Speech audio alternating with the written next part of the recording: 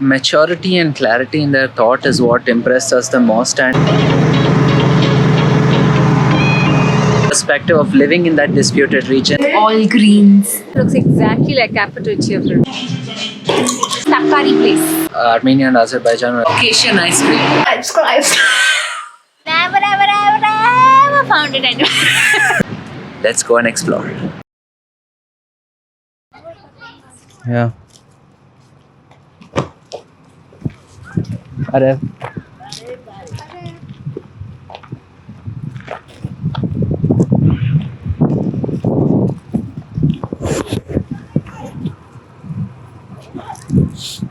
3, 2, 1. Barev, guys.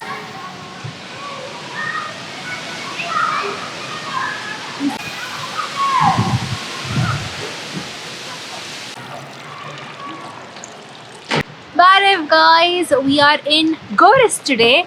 In the previous vlog, you would have seen us. We were in Dilijan. Well, yesterday we hitchhiked from Dilijan to Goris. It was about 350 kilometers and we changed vehicles like 4 times.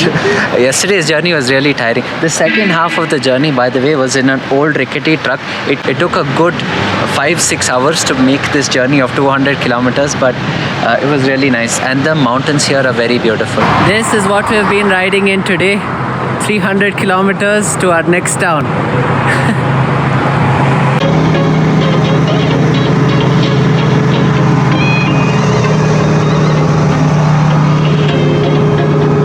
The main reason we hitchhiked was because there is no public transport directly between the two, and we would have had to go all the way to Yerevan and come down to Goris, but we chose to directly make our way here. And we came to the edge of Dilijan and tried to hitchhike. The first car that really picked us up to bring us far was interestingly a man from here. And when I say here, I don't mean Goris, but from Artsakh, which is connected to Goris by the Lachin corridor. And you guys probably would have learned a little bit about Armenia and the relationship with its neighboring country Azerbaijan and recent events that have occurred. And we just thought we'd ask him a few questions, and he told us, his perspective of living in that disputed region and then being forced out of his home to Armenia. He told us that it had been 1.5 months since he moved to mainland Armenia, and he's finding it really hard to support his family. He's the only person and he has 2 small sons. Yeah, they were 10 years old. But they were really smart when they were talking. And you could feel the pain that the boys have undergone at such a young age. They were just 10 and 11 years old. The maturity and clarity in their thought is what impressed us the most. And because this was a very sensitive topic, we didn't feel like vlogging, even though at first we thought we'd vlog the journey. So we just thought maybe today, as we walk around and explore this place, we'll learn more, because Goris has the most number of refugees that have come in from Artsakh. Artsakh is otherwise called Nagorno-Karabakh on the Azerbaijani side, and from here they have been dispersed to other parts of the country. We also learned that all of these people have been under strong surveillance by the government here, because they want to make sure that the people who have come are indeed really Armenians, ethnic Armenians, and not anybody else. So yeah, yesterday we saw a lot of ambulances and medical vehicles moving around, and even police vans just roaming. And last night when we went out to have some dinner, the lady who was sitting at the next table, she is actually a psychiatrist. She told she's here because they are running a lot of camps and programs to heal people. People are not just physically unwell, but there are a lot of people mentally unwell, and the total number of people who actually moved from the other side to here were about 100,000. The entire population of Artsakh was about 120,000, and 100,000 people coming here, you can imagine, makes up nearly 3% of the Armenian population itself, which is a huge number when you see it that way. Obviously, sustainability, resources, making arrangements for them is a big question right now, and a lot of countries are getting involved in helping them. What we are really glad to hear is that India has played a big role in this to try and help Armenians, and it's very heartwarming to experience it firsthand, because we may have not contributed, but our taxpayer money may have done it. But at the same time, people here are so grateful that because they welcome us, they just offer us so many things. they just ask us where are you from, and then when we say India, they're like, oh, Armenia, India, very close friends. Yeah. And it's so nice to listen to it. Warmth really reflects in, even like last night where we checked in, this very nice hotel. We'll show you more of that in the evening. But yeah, as soon as we checked in, we just asked him how much the price was. He quoted a very high price. We were like just looking at each other's face and thinking, why is it so much? And then next question he asked was, where are you from? We told we are from India. And then he just dropped the price, and then like more than half, you could Yeah. say. And he said, no, you must stay here, please stay. And it was India, very nice. Armenia friends. And then Yeah. we just agreed. It was very nice, and the room we have is very comfortable, so we slept a lot. And with that introduction to Goris, let's go and explore.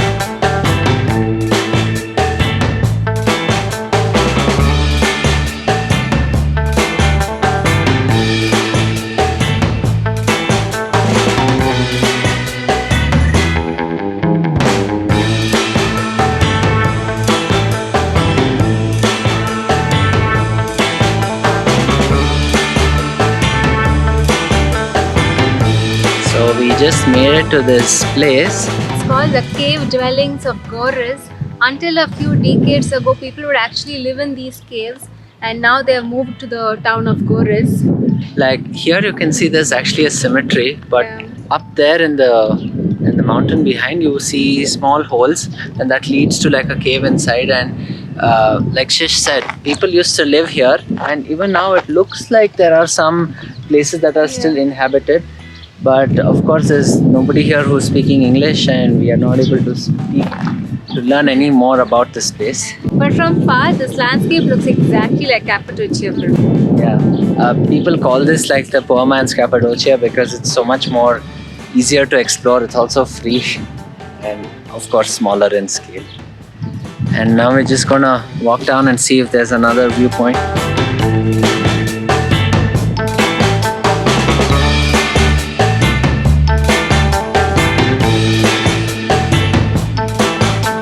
We found a cave right here, but it's being used to store grain.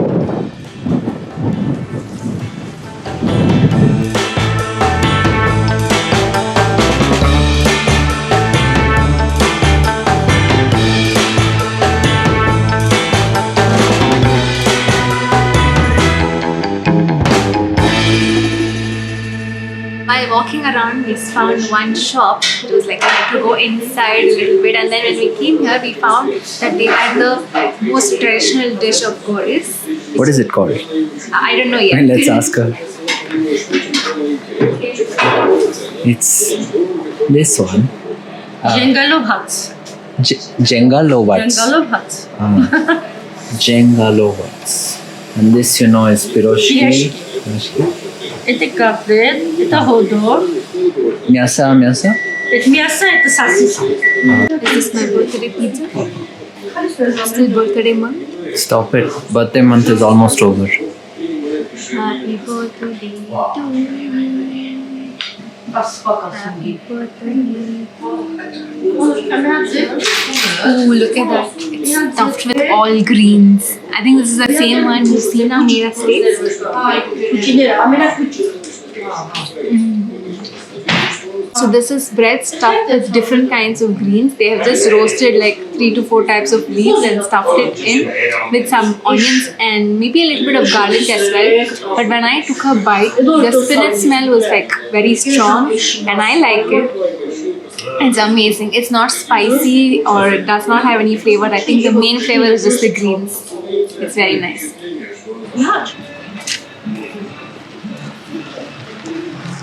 And for a little bit more context, this is what we have learned about this conflict. Before the Soviet times, both of these countries, Armenia and Azerbaijan, were actually two independent kingdoms. And when they were absorbed into the Soviet Union, a lot of their land was redistributed for the sake of administrative ease by the Soviet Union. And when all of this was happening through the 70s and 80s, people could still visit, each other because both countries are part of Soviet Union. It was more like, somebody from Karnataka going to Tamil Nadu and vice versa. There were no limitations for people to visit each other. The problem came when the Soviet Union fell and the two countries are actually split into what they look like today.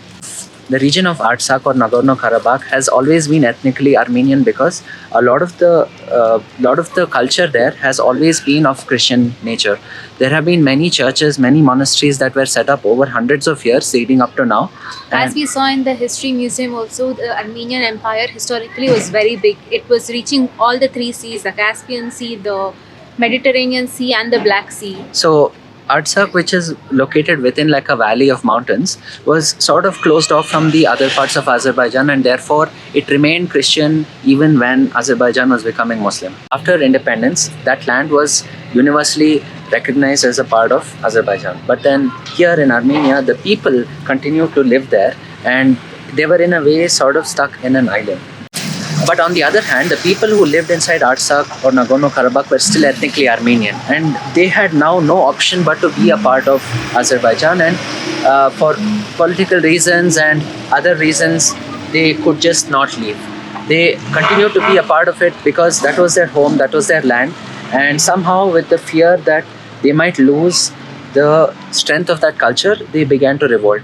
And Armenia wanted to support it in any way, and then they called it the Artsakh Republic, and over time they made the effort to get control of it back. So with the help of Armenia, Artsakh sort of became an independent territory after the first Nagorno-Karabakh war. And things are going on just like that for a long time, and it almost seemed like people had gone quiet. There was relatively more peace and there was no fighting. But as Azerbaijan began to grow stronger economically, they now had the ability to invest into weaponry and use that to sort of get back their land. So if you see it from their perspective, they were just trying to gain back control of what was rightfully given to them by the breakdown of the Soviet Union. Finally, when COVID began, the Azeri army encircled this territory, and the only piece of land that was connecting Armenia with Artsakh was a road called the Lachin Corridor, which starts here in Goris. And it was like a few kilometers wide path that continued with a road in the very center. And this is guarded by Russian peacekeepers just so that people would still be alive, safe, and they would have connectivity with Armenia. So 9 months back, Azerbaijan just blocked that road. So there was no connectivity between Armenia and Artsakh. In fact, people could not transport food, basic bread like lavash and basic fruits also to their farm. Even wheat could not be transported, and it became such a difficult situation that people in Artsakh could not even make food. The man who dropped us yesterday, he told us they had to eat black bread. Yeah. It was that sad because all of it was just, getting fungus and it was just rotting, but they had no other option. A few weeks back though, Azerbaijan did like a final roundup and they completely took control of Artsakh. And all of the people who were living there were given a final chance to leave. They were free to go to Armenia if they gave up their arms and resistance. So about 100,000 people left and 20,000 people are said to have remained, but it's not very clear. Azerbaijan did say if you lay down your arms then there's no problem, otherwise you will be arrested and persecuted. So this is what we read in different parts of the media. This is what we've also heard from people who have spoken their heart out. And we just it would be so great if both countries could just work together, become friends again, and the people of all of these countries just, engage with each other. All the people living in this area, they're all very similar, but because of these political issue, and it Yeah. makes a big Yeah. difference. So that's what we learnt about Artsakh, and now that you have more context, we can move on to exploring Goris.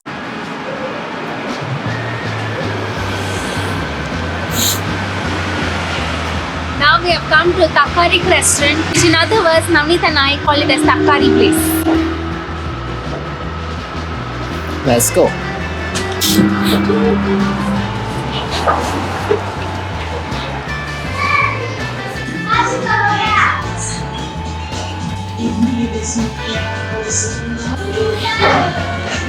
What do you want?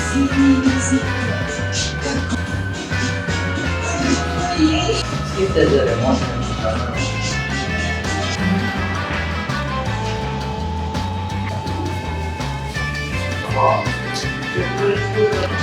Let's go, Chavi. I scratched. So we got some French fries and again the traditional food, and we have cola.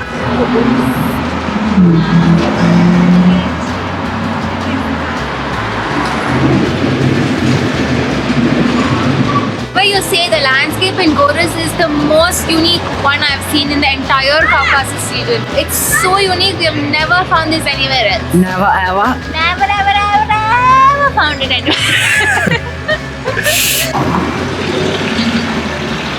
Oh, so yummy looking. Navneet these days has become addicted to You're not sugar. supposed to. Okay.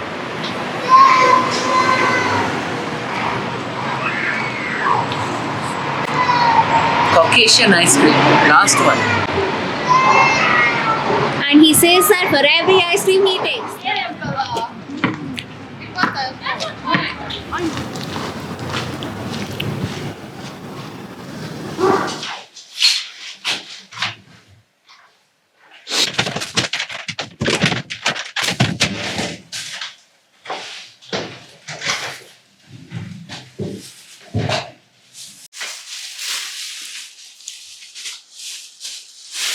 So this clean bed you see, this is mine.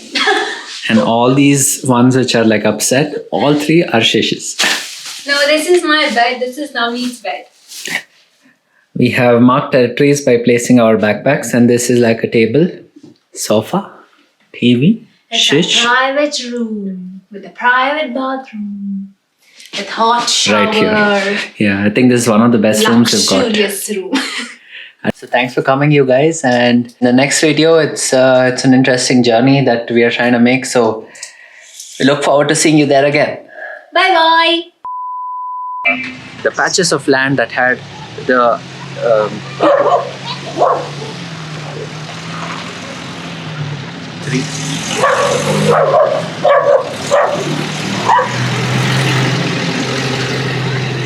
So after Sub. Subscribe. Subscribe.